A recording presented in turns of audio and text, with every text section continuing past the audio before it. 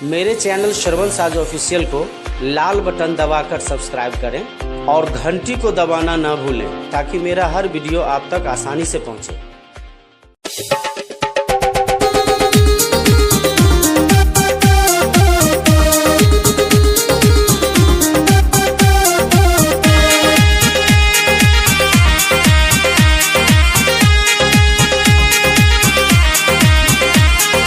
अगुआ साला दिलकै हमरा फसरी लगाए। ठीके कहै छियो भौजी। हाँ, अगुआ साला दिलकै हमरा फसरी लगाए। देखे में त चिकन चकन, देखे में त चिकन चकन, दू बच्चा के मार। हे भौजी हे, हम्मे करिए कोन उपाय। हे भौजी हे, दिलकै हमरा बुराई। हे भौजी हे, दिलकै अगुआ डुबाई। हे भौजी हे।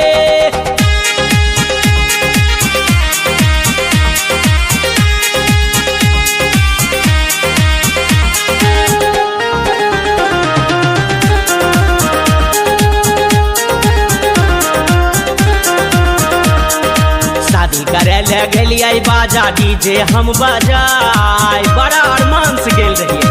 शादी करे ले गेलियै बाजा डीजे हम बजाय।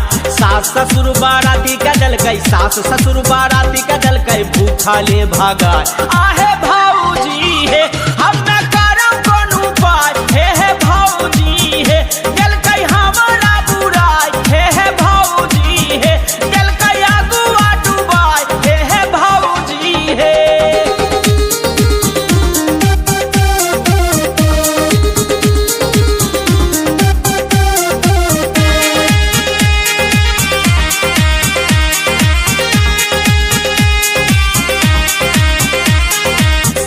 सरभज लागे जैसे लौंगिया मिर्चाई। के बार छुट्टी काट देलको। साली सरभज लागे जैसे लौंगिया मिर्चाई।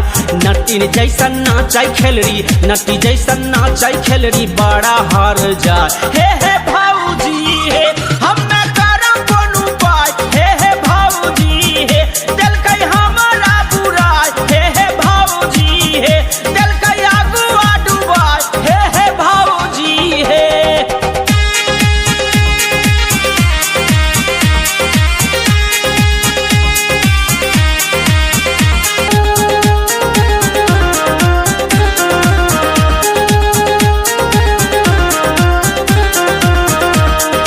अनिल कुमार जी खोजै रहे मौगी हाय फाय। मिल गेलन बकलोही। अनिल कुमार जी खोजै रहे मौगी हाय फाय। सरवन साज के सुपर कनियन, सरवन साज के सुपर कनियन, डुमरी के हिलाय। सुनो भौजी हे, हम्मे करब कोन उपाय। सुनो भौजी हे, दिलकै हमरा बुराई। सुनो भौजी हे, दिलकै अगुआ डुबाई। सुनो भौजी हे। अगुआ साला दिलकै हमरा फसरी लगाय। देखे में त चिकन चकन, देखे में त चिकन चकन, दू बच्चा के मार। हे भौजी हे, हम्मे